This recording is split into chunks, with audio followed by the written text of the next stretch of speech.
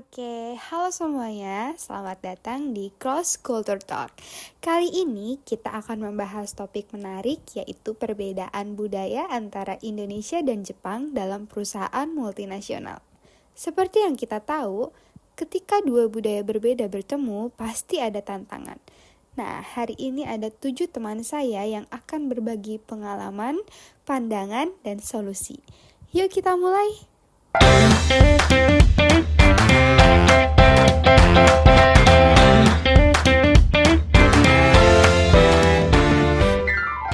Oke, tapi sebelum ke topik inti, aku mau nanya dulu nih. Menurut kalian, perbedaan budaya apa yang paling terlihat?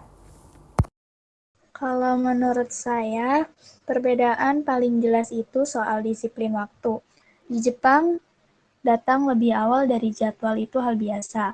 Kalau rapat jam 9, mereka sudah sampai dari jam 8.50. Sedangkan di Indonesia, jam 9 sering berarti 9 lewat sedikit. Betul, bahkan ada istilah Japan Time yang super tepat waktu dan Indonesian Time yang lebih fleksibel. Ini sering bikin gesekan sih, misalnya orang Jepang merasa rekan kerja dari Indonesia tuh gak menghargai. Saya setuju. Selain waktu, ada juga cara komunikasi. Orang Indonesia cenderung tidak langsung penuh basa-basi, bahkan menghindari kata tidak, supaya lawan bicara tidak tersinggung. Sedangkan orang Jepang komunikasinya formal, sopan, tapi juga jelas strukturnya. Ya, contohnya kalau orang Indonesia bilang, nanti kita pikirkan lagi. Sebenarnya itu penolakan halus. Tapi bagi orang Jepang, kalimat itu bisa ditafsirkan sebagai masih ada harapan. Padahal maksudnya sudah menolak.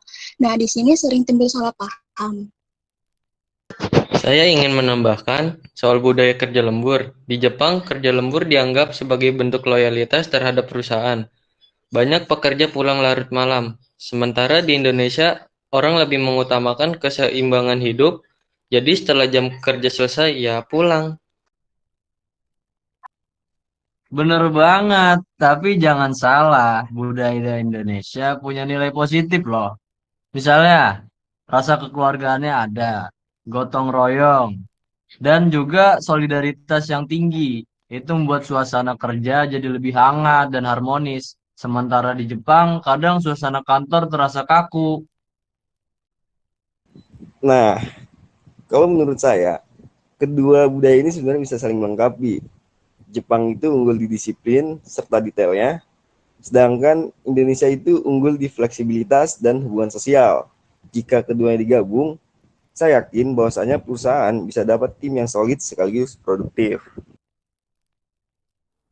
Oke, menarik sekali ya. Nah, kalau bicara soal perusahaan multinasional, masalah apa saja sih yang sering muncul ketika budaya Indonesia dan Jepang bertemu? Nah, masalah pertama biasanya muncul saat meeting. Orang Jepang terbiasa dengan agenda rapat yang jelas dan runtut. Sementara di Indonesia, rapat bisa lebih cair, kadang meluas ke topik lain. Ada juga masalah hierarki.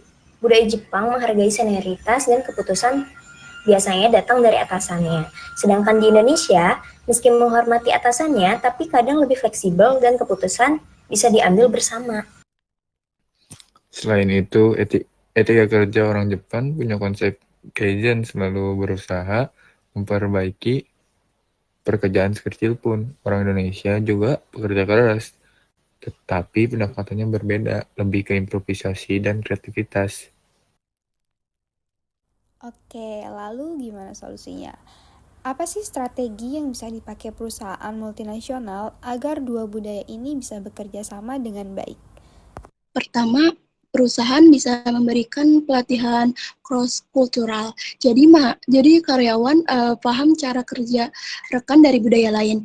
Misalnya orang Indonesia belajar tentang disiplin Jepang, dan orang Jepang memahami fleksibilitas Indonesia. Nah, yang kedua, perlu dibuat aturan yang jelas dan konsisten. Misalnya, jam rapat ditetapkan dan semua wajib menghormati. Dengan begitu, kedua belah pihak tahu apa yang diharapkan. 3, yaitu dorongan komunikasi dua arah. Yang pertama, orang Indonesia bisa belajar lebih lugas. Sementara orang Jepang bisa berusaha lebih terbuka terhadap perbedaan gaya bicara. Terakhir, jangan lupa terapkan juga budaya hybrid. Ambil disiplin kerja ala Jepang, tapi juga manfaatkan kehangatan dan kekeluargaan ala Indonesia. Jika keduanya digabung, pasti hasilnya lebih baik. Wah, pembahasan kita hari ini benar-benar menarik ya. Dari perbedaan waktu, komunikasi, gaya kerja, sampai solusi yang bisa dilakukan. Ternyata semua kembali pada sikap saling menghargai dan komunikasi yang baik.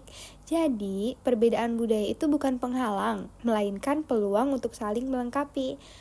Oke, terima kasih buat semua panelis yang sudah berbagi dan terima kasih juga untuk pendengar Cross Culture Talk. Sampai jumpa di episode berikutnya.